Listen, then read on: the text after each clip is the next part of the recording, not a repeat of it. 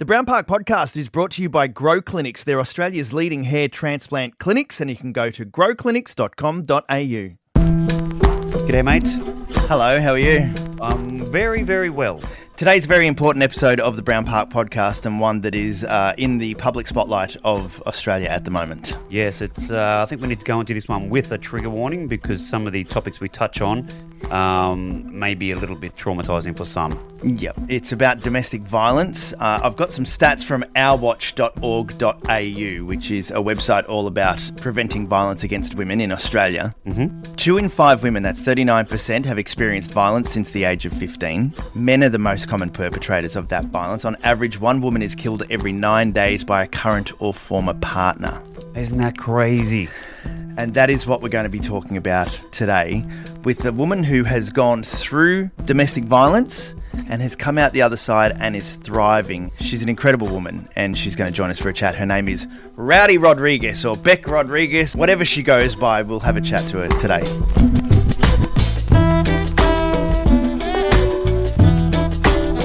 The Brown Park Podcast. You're recording? We are live. We are live. Well, not live, but live to Live-ish. tape. Live to tape. Bec Rawlings Rodriguez, or Bec Rawlings, or Bec Rodriguez, or Rowdy.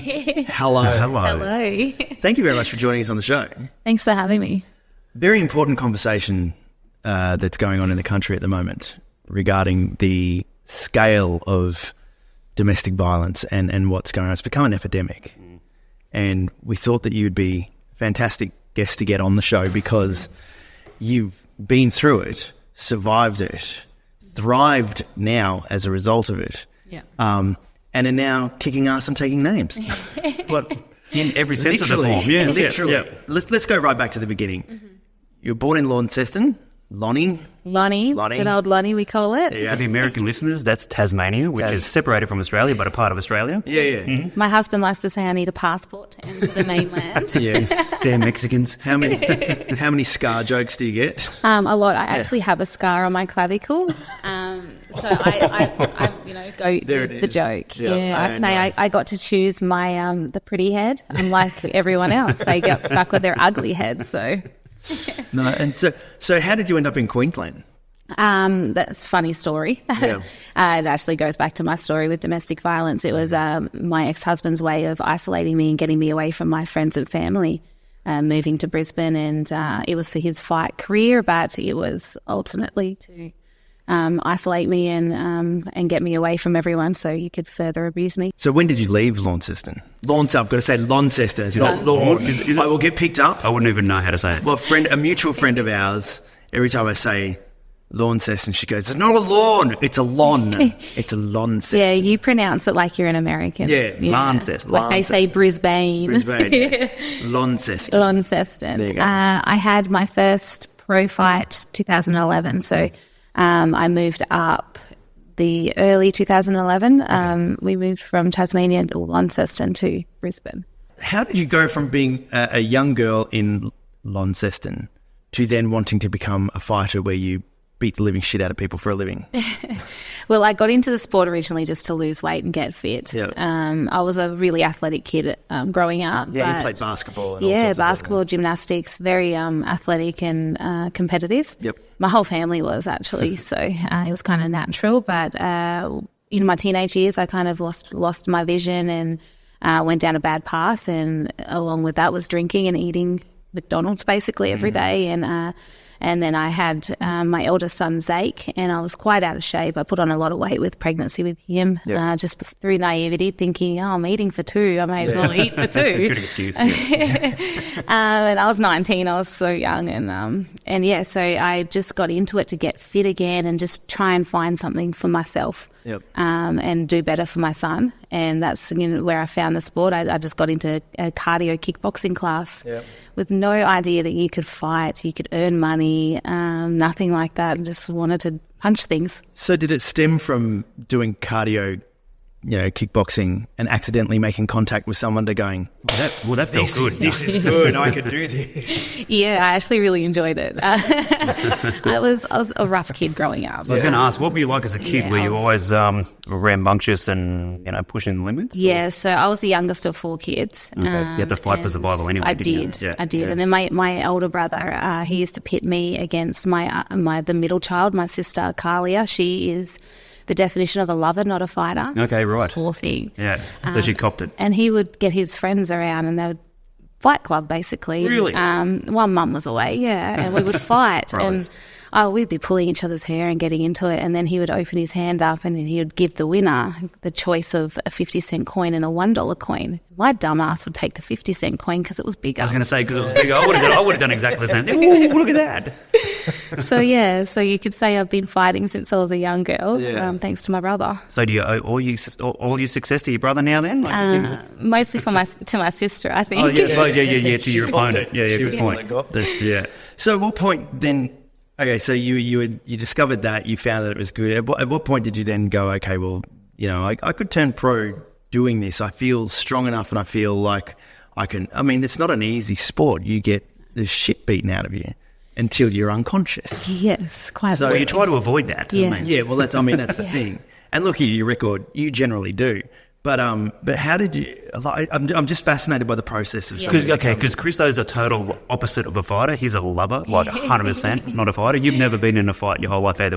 Never. I got smacked in the face once, and that was when I was doing boxing, and my opponent mate at the time, we were training here together, took it just a little bit too seriously and gave me a really good right hook. And that was enough for you. That was it. That was my boxing career over and done with. I never trained figured again. out you weren't made for the sport of boxing. No. As I wiped the tears away from my face at age 27, 28, I was like, no, I'm done. That's not for me. Yeah. I didn't even know you could fight legally at that point or get paid for it. And it wasn't until my coach approached me and said, hey, you're pretty good at this. Do you want to fight? And I just looked at him like, you're telling me I can punch someone in the face and not go to jail and get paid for it. So I said, sign me up. Where do I go? And then he just went from there. He had faith that I was ready to fight and I was going to be good at it. So I followed him. What was your first fight like? Oh, I was going to ask that question. Well, I'm not sure if you've seen the documentary, but it touches base on my first pro fight. My poor mother. I begged her to come to the fight. I was like, Mum, you should come. Nothing's going to happen. It's going to be fine. Yeah. I'm good. I was winning the fight 2 minutes and 30 seconds in, I think. I was really going well, and I always poke fun at my coach still for this. He's like, circle off the cage, Rowdy. And I circled off the cage, but I had my hands down. Yeah. And she's thrown this biggest round kick. Yeah, it was a big kick. To my face. Yes, actually, I did see that. And knocked me unconscious. And I was probably out for about a minute and a half, easy. And so my poor mother has never gone to a fight live since. Yeah, your mother was kind of reserved, wasn't she? In the documentary, she's kind of like. But I bet you never went off the cage with your hands down again, right? No, lesson learned. Yeah, that's it. The hardest lesson learned, right? Yeah, and I knew that day when I got knocked out because you kind of have short-term memory. I kept asking what happened. Oh, did I win my fight? Did I lose? And you could tell by the 5th time I'd asked, my coach's face was like, oh God, she's asked me this already 10 times. And I guess if you're asking if you won the fight, you probably didn't. You lost. Let's go to the reason, part of the reason why I wanted to get you in here. How did you find yourself in the situation that has ultimately changed your life? It was through fighting. It was through training, actually. My first gym in Tasmania. He was a training partner, and my coach at the time went over to Melbourne to coach another fighter, corner them for a fight, and so he took over the coaching role. And so I looked up to him a lot as a mentor. He was already a professional fighter. Yep. I was very new in the sport. I was very fresh out of a relationship with my eldest son's father, which was not abusive, but it was a very messy relationship. So I was kind of looking, for someone to kind of mentor me and guide me, and that's what he was. He very, very much love-bombed me, made me feel like I was special, and I was going to go somewhere within the sport, and then obviously it kind of went on to more than that. That's kind of like what happens in those kind of situations, isn't it? That they call it grooming. You hear the word grooming a lot within kind of sexual predators and things like that, but it does happen within domestic violence and relationships. They love bomb you, they groom you into basically falling in love with them and showing you the world and giving you the world, and then they snatch it from you. So how does it start? Like, does it start domestic violence? Does it start just through verbal or emotional? Look, I can only speak on my case, on my story. In your case, more to the point. With me, he started ghosting me for a bit there. He would have me wanting to really want his love, and so one day he would just stop talking to me out of nowhere for no reason, and then he would come back on the scene a few days later. So it had me wondering and questioning, what did I do wrong? Did I do something wrong? And I'd look within myself like, oh, maybe I said something wrong. Maybe I should watch what I say, or I shouldn't, try and upset him. I just wanted his approval and I wanted his love, and he did really well of giving it to me and then snatching it away from me. So it was almost like a drug. Yeah. Like I was trying to figure out, how can I get this person to want to be with me and stay with me, because he seems so happy and he's so lovely. He seems, like the perfect man. Yeah. And then all of a sudden I've upset him and I don't know what I've done. So he made me feel like I was crazy or I was doing something wrong. Far out. Yeah. Was it a violent relationship? It did. Yes, it began violent. So it started off with the verbal and things like the emotional torment like that, the ghosting and the, disappearing and then coming back. And it was actually the day I found out I fell pregnant with my youngest son, which was his son, that he felt like he had me. I guess he had me then. He had his teeth in, and that was the first day it got violent. And I couldn't understand. I'm like, I'm carrying your child, and the first thing you do is you get violent with me. And I was just so confused and lost. Can I ask, and this is obviously, if you don't want to answer anything, please. I mean, I know you've been very open about it, but how do you process that, and how do you maintain the relationship after that? Is it become fear-based, or after the first hit, do you sort of sit there and go, okay, well, it won't happen again? Was he apologetic for it, or how does the... Yeah. I'm trying to get into the brain of somebody that does that. Why they stay. But also, on the other hand, why men feel like this is acceptable. I don't think all men think it's acceptable. No, I think sick men. I think men that haven't been raised correctly or not lost fucking their pussies. Hit cowards. Oh my God, is the word that comes to my mind. Yeah. I don't know why he did it. I just know why I stayed or why I accepted it, and ultimately it comes down to my self-worth. Yeah. He did a really good job at making me believe I was making him do it. He would say those things. Why are you making me do this? Why are you making me do this? Why do you make me so mad? And he would definitely pull the strings of my past, because I was a bit of a rebel. I got into trouble as a teenager. I had a child at a very young age. He would say I was used, damaged goods. Nobody would ever want me. I was a single mother now with 2 children, or one on the way. So he did really well in manipulating me into thinking that I deserved to be treated like that. And fear of being alone too, I guess. Yes, yeah, in fear of being damaged goods, and I should just be grateful that he wants to be with me. How long did you stay in that situation for before you decided enough was enough? And what was that moment that you went, that's it, I've got to get out, this is fucked? Yeah, we were together for a few years actually. We ended up getting married not long after having Ensign, our youngest child.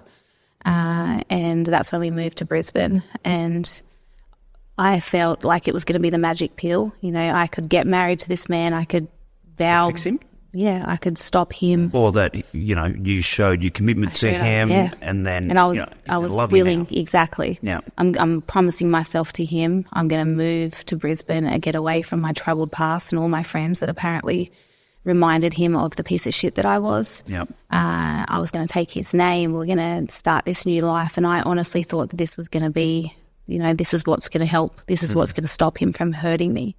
And it wasn't so far from the truth, because it got worse the moment we got over to Brisbane. And that's right. I mean, like you say, because people like that want you as far away from your support network as possible, and then it's the ultimate control. They're the only person around you that is there for you. How was your support network in that? Because you seem like you've got a good relationship with your mum. Yeah, I have a good relationship with my family. My sister's actually a police officer as well, so he did really well. I think that's probably one of the reasons why he wanted to move out of Launceston, was to get away from my cop sister. But another thing you've got to take into account is I hid it from my family and my friends. I was ashamed, I was embarrassed, and I truly loved him and I wanted to protect him. And I mean, what I saw too, like, because you'd have the physical signs of being abused, but you're a fighter. Yeah. It was so easy for you to just, that's from training, or that's from, a fight. So no one would bat an eyelid. That's it. Makes sense. And did anyone suspect that it was DV at the time, or you did a great job at hiding it?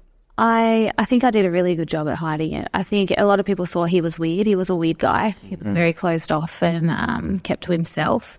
And it took a lot for people to kind of figure him out, I guess. But I did really well at hiding it because I am a happy person. I am a bubbly person. So when people meet me, they don't think anything sinister is happening to me because I'm so happy and bubbly and outward. So you wore the mask when you were out and about, right? Absolutely. Yeah. How did you do it? How did you hide it? How did you, whether you just survival or? I guess it's we call it compartmentalizing, I guess. A lot of it was, I think back then, was to protect him, and I truly thought that he would change and I could change him and he could love me, and that's all it was down to.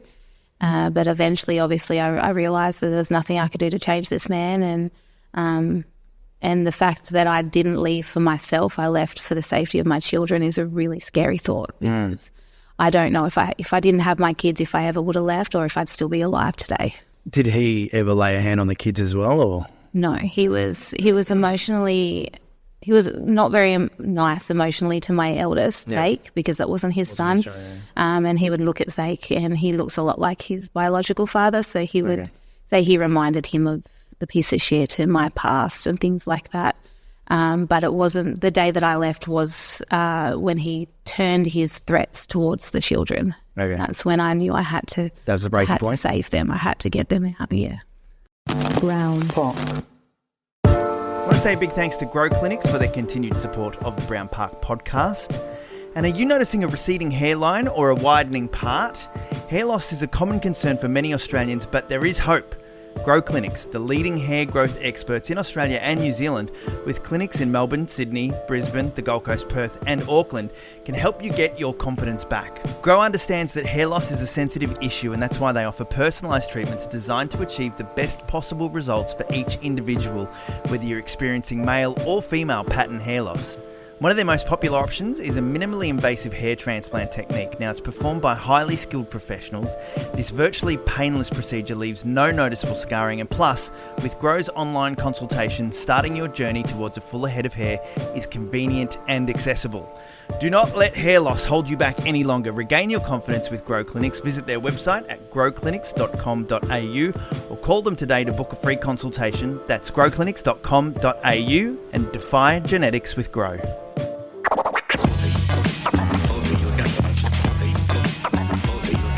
Brown Park.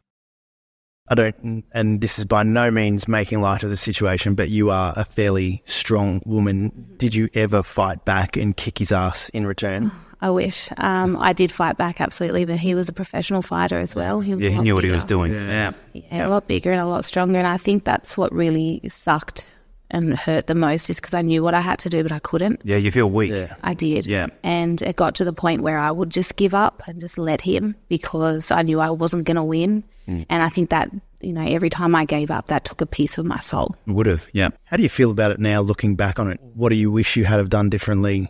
What would you advise for people that are in that situation? Because there's an astounding amount of Australian women that are in this situation that have to hide it. I mean, there's women dying as a result of it. It's just insane. What do you wish you had have done differently, or what would you advise women in this situation to do? I think don't be ashamed to ask for help or to talk. Reach out to anyone, your neighbour, your friend, your mum, your brother. Find something for yourself. Like I had my sport. I had MMA that saved me. That really helped me, because that was my happy place. But I think what comes down to it is your self-worth and knowing that you don't deserve it. No matter what you can do, you can't change that person. and you don't deserve that treatment, and just really knowing that no matter what, nothing is never going to get better. If they're willing to go there and hurt you, they're never going to change. They're always going to do it. Did you ever threaten to leave, and what was his reaction? Because I know in stories that I've read before, that can be a real triggering thing for the male in the relationship. You're not going to fucking leave or whatever. Yeah. Did you ever threaten to leave, and what was his reaction to that? Which is part of the reason why I stayed for so long, was because he said if I did leave, he would kill me and my children and then kill himself. Jesus. And that was the threat that he would hold over my head, and I absolutely and utterly believed that he would do that, and he'd still do that to this day. He was a monster. And so that's ultimately why I stayed for so long, because I was so afraid that if I did, he would find us and he would kill us. What does that do to your psyche going into another relationship? Well, it hasn't been easy. Yeah, I was going to say, that's a fair amount of baggage to take into into a new relationship.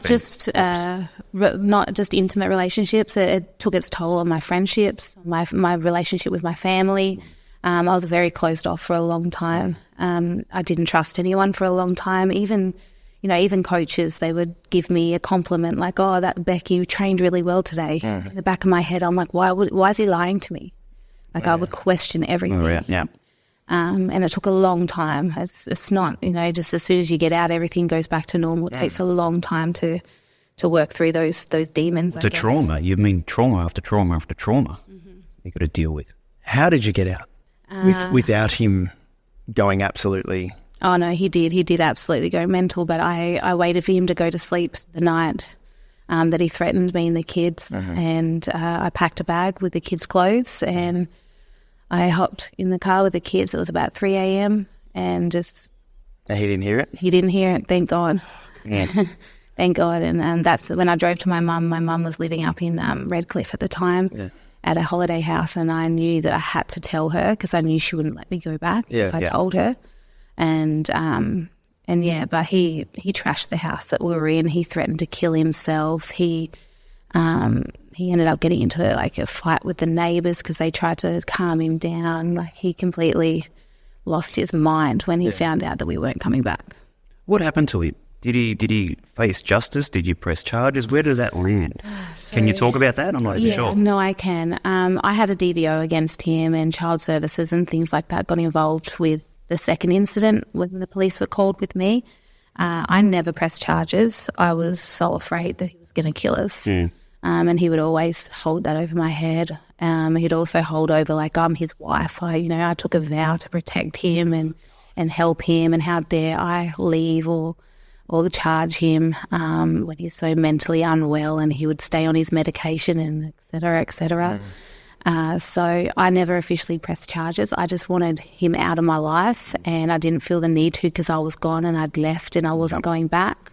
But he eventually went on to get into another relationship with a young girl down in Launceston, and 2 relationships actually, and he's been charged and sentenced to jail for abusing one, or I'm not sure if he went to jail for one of them, but he's been charged for both. So, God, so there you go. Not going to change, obviously. No. Well, let's talk about you. Well, I mean, we're talking about you, but more about the lighter side of what you do. And there is no lighter side to being a bare knuckle fighter. Well, that's it's the thing. Fun side, though. True. And your face just lit up as soon as you said that, because you've managed to come out of such a traumatic experience with your children. You're in a happy place now, and you are beating the living shit out of people for a living. How much of the aggression of your past is in the aggression of your present? I learned that you can't fight with emotion. But I definitely, I guess I use it because I know that now it's in a controlled environment. I know there's a ref there that can help, save me. It's not life or death, but I know nothing that my opponents can do to me could be anything that man did to me. I know the strength within myself and my mind. And fighting is, obviously it is physical, but 90% of it is your mental strength and your mindset, and I know no one will ever break me there. So you were in MMA. You got a call from Dana White. What was that like to receive a call from him, like the man, the myth, the legend? It's okay, just for those that aren't aware, MMA's mixed martial arts. Yeah, who's Dana White? He's the owner of MMA, isn't he? UFC. UFC, sorry, yeah. UFC, yes. Yeah, he's like the man, you know, he's essentially built the sport, hasn't he? Yeah. Yes, yeah. It was surreal. 'Cause as soon as I heard, "Hey, what's up, Beck?" I knew it was his voice. Yeah. You know, when Well, always he's got a gets on his, distinctive "What's voice." up, guys? Yeah. And I was like, "What the hell? This is Dana White." And I go out onto the driveway, and he's like, "Oh, we've decided to start the Ultimate Fighter and bring in the strawweight division." I got goosebumps when you telling the story too. But I got yeah. Sorry? I got goosebumps when Okay, yeah. And he decided to bring me in as one of the girls, and I couldn't believe it. I was like, holy shit, this is Dana White on my phone right now. Yeah, epic. And I had to fly over to the US, I think within 3 weeks or so, and enter the Ultimate Fighter house. And How was that? that was insane. Because there'll be a bunch of women that can, you know, want to rip each other's head off. What was it like in the house? What is the Ultimate Fighter house? Is it like It's a reality TV show. Okay, where cool. Yeah. You So have, picture, I don't know, Australian Idol, Big but Brother, for fighters. with fighting? Yeah. yeah, so the people you're living with, you're actually matched to fight. Oh, Jesus. Yeah, so you have two teams, Yeah. and you train every day in and day out. They have UFC fighters as come in as celebrity coaches, basically, Yeah. and but you're living with these people that you have to then fight. You're scheduled to fight, so it's like a tournament, like a round robin kind of thing. That's got to be weird. Yeah, Like it's living nuts. in the same house. It was absolutely nuts. It was insane. Yeah, the show itself was. It's crazy to see how much they edit I bet. reality Yeah, TV yeah. and how much the production and the crew have their fingers in the drama. Yeah. I just remember I had beef with one girl, and we just had butted heads, and I would be yelling at her for something that was actually warranted, but the way they edited it looked like she did nothing, and I'm just of course. yelling at this girl. Yeah. So you're like the... Yeah, I was the villain. The villain. I made it very easy to be the villain because I don't really hold my tongue. Yeah, Yeah. good. I'm Yeah. Australian. I'm like, Yeah. going to tell you how They I expect that feel. from us, right? Yeah, Right. so... And everything that you've been through, it's like, fuck off, I'm not going to deal with this Yeah, anymore. exactly. Yeah, yeah. And it was at an interesting time because it was just as I'd left and started to get my life back together. And then I thought, oh, this is a great chapter for me to go over here and start something new. But then I didn't like being locked up in this house and told I wasn't allowed to leave and had to, abide by all these rules. I couldn't do this. And so I really struggled internally with that. I'll bet. And a lot of girls actually did inside there. They didn't like the layout of it and having no kind of control over your life. But it was for the ultimate prize. It was for the strawweight championship. So we'd do anything for that belt. But what a transitional period for your life. You've just moved away from this violent relationship. You've got a phone call from Dana White. You find yourself sitting in America with these big dreams. Yeah. Your life totally did a 180 at that point, didn't it? Yeah. It was... it's kind of like there is light at the end of the tunnel. That's kind of what I needed at that point in time. And I just remember in the back of my head, because he used to say to me he had more talent in his pinky finger and his dreams were to always go to the UFC. And I'm like, where are you now? Yeah. Where are you? I hope you Where am was I? watching. Yeah, you're in jail. See you later. Yeah. So it was, that was a good feeling to make it there. Obviously, I always wanted to, but it was kind of like a fuck you to him. Yeah, excellent. What kind of doors did that show then open for you afterwards? As my career kind of kicked off from the UFC, it's a lot of eyeballs, I guess, on me and on us girls in the strawweight division. It was awesome. I had highs and lows within that career in MMA. I was almost like the gatekeeper within there. Like I was never like the top tier talent, but I was the one that if they beat me, then they'd go on for a championship fight. It was a weird place to be because the UFC liked me, but I was a little bit too loud and a little bit too boisterous for that brand then. Now if I was in the UFC, I'd be... I'd be their number one girl, but back then it was like they kind of wanted you to be pretty and like Ronda quiet. Rousey, right? Yeah, the Paige Van Zants and the Ronda Rouseys. Yeah. I wasn't really their cup of tea back then, so You fit in like a perfectly now, like you say. Yeah. Would you go back to it now, or if they paid me. obviously Dana White? I know he listens. Well, he should. The money's really good at bare knuckle, and I really love bare knuckle. I love the boxing aspect of fighting. That's good, yeah, because bare knuckle, there's no kicking or anything. It's just boxing with no gloves. Yeah, that's the fear aspect is the no gloves part. Yeah. That's what I was going to ask. So MMA is kicking, punching... Well, yeah, movement is everything. Jiu-jitsu, Anything boxing, kickboxing, whatever you want. Okay. But they wear gloves? Yeah. Yeah. Little 4-ounce gloves. They're like little leather mitts. Your fingers are still hanging out. Yeah. But they give you extra padding. Yeah, a little bit of padding. So what point do you go, this padding, fuck this. I'd rather just hit somebody with my bare hand. I don't need any padding. Well, it was just by happenstance that I got cut from the UFC, and that day I never really checked my social media inbox on Facebook because it was just flooded with abuse or fan People mail. that take it too much. I would imagine, just before you go there, imagine social media for a fighter would be pretty hardcore, because if you lose, they're going to fucking smash you. Oh, yeah. And even if you win, they're going to say, well, fucking, Yeah. And then can I add in the extra element being female? Yes. Because Extra element. I've seen it in like my area, women always cop it so much harder than what the guys do. Yeah. It's insane. Like I've seen, like I work in radio, my co-host, women always cop it a million times harder than what the guys do, and are blamed more than anything. Oh yeah, yeah. There was a lot of within the UFC, especially after the Ultimate Fighter, how I was kind of portrayed on that show as the loud, boisterous, mouthy one. Yeah.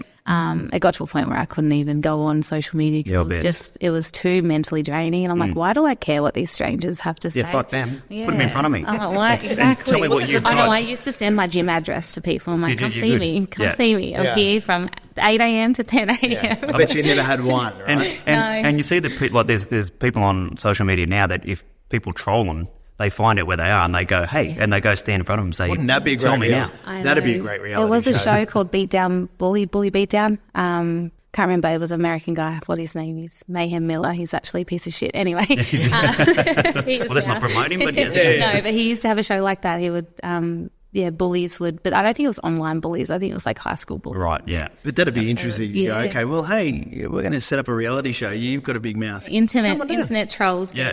You told me you'd beat the shit out of me if you ever saw me. Oh, hello, motherfucker. But yes, bare knuckle fighting. You check your social media. I checked my social media and there was a message saying, hey, do you want to come over to bare knuckle boxing? And I'd never even, I knew that back in the day that's where boxing originated from, but I didn't know that it was legalised now and it was making a comeback. And so I was on the first bare knuckle fight show, the legalised fight show in Cheyenne, Wyoming. Wow. First female ever actually also to fight and win a world championship. Because, As a bare knuckle. Yeah, back in the day the women had to watch from the balcony, watch the men fight. They weren't even allowed down ringside. So how far we have come. It's funny, right? It's you think about that now and you just go, what the fuck?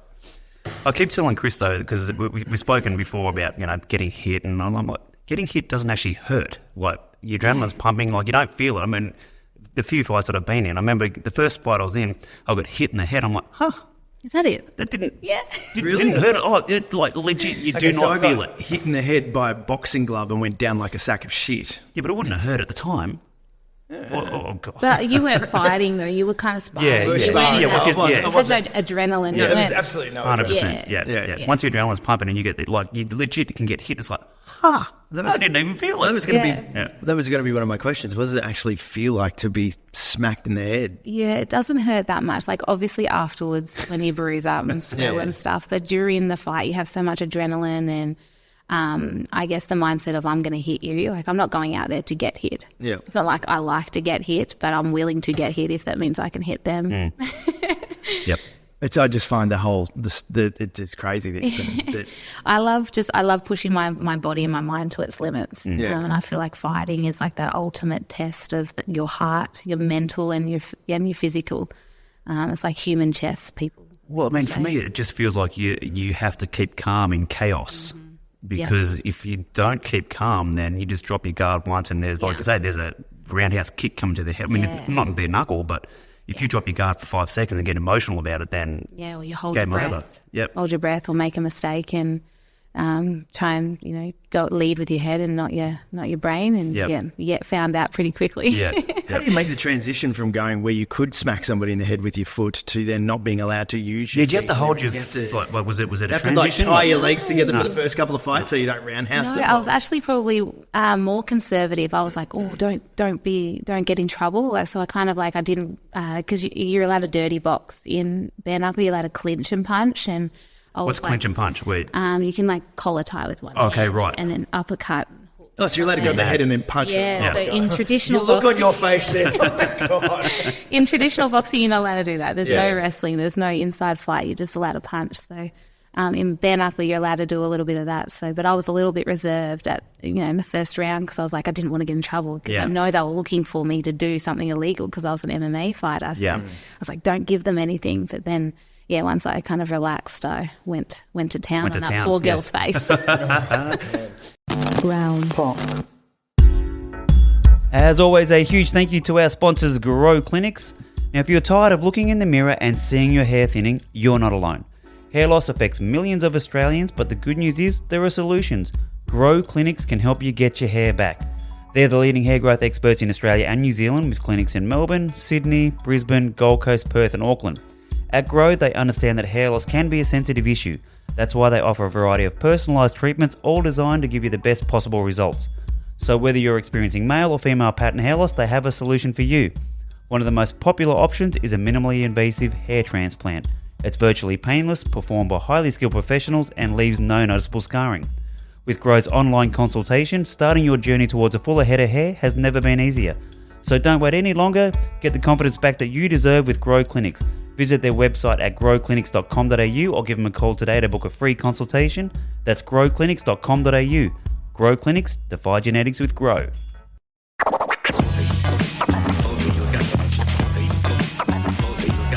Round Park. What's the worst that you've been injured in yours? Getting ready for a fight, I actually fractured my femoral neck. Okay, what is a femoral neck? It's where your leg attaches into your pelvis, so the top of your leg bone, that's your femur. Yeah. So I cracked, you can see, all the way through there. Yep. And it was from running. Running? Yeah, running's the devil, I tell you. Well, that's why I don't run. I never run. Yeah. Never run. Yeah, so I got a stress fracture and then I kept training because I thought I'd just torn my labrum, just like the ligament in my hip, and it just started getting more and more painful, and they sent me for an MRI and they're like, no, you fractured your femoral neck, and I'm like, well, can you just numb that shit and let me fight? So I shot a cortisone or some steroid? Yeah, I actually asked for it and they said, no, Beck, we can't clear you to fight, and I'm like, well, that sucks. Well, because I mean, I've been going to the gym of late, and then it's like, if I get an injury, I sort of try to push through it because I don't want to lose any gains, or like if you come so far, and then injury would be like a setback. Yeah. And Whereas I go to the gym, and I'm like, that just, I'm out for the next week. No, with that one, I was actually over in the US. I was in San Diego for a fight camp. So I'd been over there, I think it was on the last week of my fight camp. So I'd been there for 7 weeks, put a lot of time, effort and money, been away from my kids for 7 weeks. And then to have them say, no, you can't fight, it was heartbreaking. Yeah. It was horrible. I lost a lot of money, but I didn't get to go. I was meant to fight in Scotland against Joanne Calderwood, who's like a really big UFC name now. So that was going to be like my breakthrough fight in the UFC, and my damn running got me. See, cardio gotcha. It gets everybody in the end. Run. Yeah. So where do you stand in the world of bare knuckle now? Because you were a world champ, still the world champ? No. So I stopped fighting bare knuckle and I went back to Bellator MMA, which is another another MMA promotion, similar to the UFC. And I fought for them. I had 2 fights for them. And during that time, I had to relinquish my bare knuckle belt. And so Christine Ferreira ended up fighting and winning that. And so then when I got signed back to bare knuckle, I ended up fighting her for the belt. And our first fight, I got a cut on my eyebrow in the second round, I think it was. No, the first round. And then the doctor let me return to the second round and said, don't get hit, don't let it bleed, which my corner man did awesome. My cut man did not let it bleed again. It was awesome. Fine, but then the doctor called it. How do you stop it bleeding? They put adrenaline in a Vaseline adrenaline with like a cotton tip kind of thing. I don't know. They're very, very talented, these cut men, I tell you. And he stopped it from bleeding. So I was very, very annoyed when the doctor said no. Called it for you. So that was a loss to me because I couldn't continue. Oh, so that's when you're watching them and they all of a sudden smear something on them that's to stop. Okay. Like you see, like in like Rocky and that, like they're pushing stuff on the eye or whatever to stop, and then it stops the bleeding for a bit. Yeah, so it's got adrenaline and I think lidocaine sometimes to numb it, but the adrenaline stops the blood. That must suck when you're still mentally and physically ready to go, but you've got a little cut. Well, I mean, probably a big cut, but a cut. Yeah. Round 2, I busted her up, and so we're going to go into the third round, and the doctor called it. So it was making to be a really great fight. Yeah. She probably got maybe the first round. It was a really close round. Second round was definitely mine. So But so we rematched after that, and she won convincingly. Yeah, she was a different beast that last fight. Yeah, it was still a great fight. We went 5 rounds to the decision. I busted her up, she busted me up. It was an awesome fight. Like, we're good friends now. We definitely earned each other's respect after that one. Is there backstories? Within bare knuckle, because it takes a certain type of personality. Yeah. I don't mean this to sound bad, but is it trauma based a lot of times? Like, are people taking anger into, like, is it anger based that you get into something like that? Or mental before? You find a lot of different walks of life in fighting. Yeah, you find the real hardcore competitor, so someone that grew up wrestling, like in MMA, a lot of them were D1 wrestlers, competitors that grew up in judo and things like that. And then you find the nut jobs, like myself, the total psychos that don't care, that love to fight, that are just highly competitive and athletic, but aren't. We're more of a fighter. We've got that. The scrappiness we call it. We got that dog in us. And so you find all walks of life. There are some troubled in there, I guess, but it's kind of like any walk of life. Any kind of profession, you'll find the crazy ones, and then the bookworms, I guess. And I guess too the nut jobs, for lack of a better term. Maybe they don't last because it's obviously a mental game, like you say, and if you're got a few screws loose and maybe you can't go the distance, I don't know. Yeah, if you can't channel it for the good, I think you can always get found out, especially in bare knuckle. But I think bare knuckle, we kind of thrive. The fighters thrive in this sport because it's the nitty gritty. It's not just, there's a technical aspect, but there's a real fighting, scrappy aspect of bare knuckle. You've got to be willing to get amongst it. You can't just, point score and get the win. You're not just taking a few jabs here and there just to get the points, like you say. So you're still actively fighting? Mm-hmm. When's your next one? Oh, I wish I had a date for you. I do not. But I hate not having a fight booked in. I love a date and love something to work towards. So right now I'm kind of a little bit lost. So is bare knuckle in Australia? Like, do they do it here? Not yet. No, they were talking about coming here. I'd love for them to come here. I'd love to really spearhead that and have some kind of, behind the scenes kind of aspect. That'd be good, promotional side of it. Not only fight on it, but kind of take the help with the promotion over here. Yeah. I'd really love that. I think it'll do well here. So you're 35 now. What is the next step in Bec Rodriguez or Rowdy's career? You said before that you wanted to maybe get behind the scenes of bare knuckles and sort of expand it in Australia or bring it to Australia. What do you see the next evolution, or are you going to continue to beat the shit out of people, or what? I always told myself that at age 35 I'd probably be ready to retire, but I still feel pretty young. So I want to chase that belt again. I think now with Christine Ferreira, she's gone up in a weight division. It's kind of opened up my division a little bit more. So, just chase the World Championship belt in bare knuckle and collect more farm animals. And what animals do you have, by the way? We didn't touch on this. No, 3 Maine Coons. What's that? What? Is that a bird? Cats. Giant cats. Get out of town. 3 of them. How big are they? Well, they're bigger than my French bulldogs. What? Yeah, they're about 12 kilos or so. They're quite big. Just got an Irish Wolfhound puppy. I've got 3 goats. I've got 2 ducks and 10 chickens. What? So what? What else do you need? I guess a lamb would be good. I want donkeys next. I want to get donkeys. So you really need to continue fighting and earning the money to feed all these animals. For the vet bills too. I do. Yeah. We thought we were going to save money on the eggs, but it turns out chicken feed is way more expensive than eggs. The other thing I wanted to mention is you were talking. You mentioned that they're looking at turning your documentary Fight to Live into. Well, there's been interest in turning it into a movie. There's been a lot of interest. There's some theories have been thrown around about turning it into a film, which is pretty exciting. Hopefully we can kind of get into that soon and get the ball rolling with that. And if you could have somebody play you in your life story, who would you pick?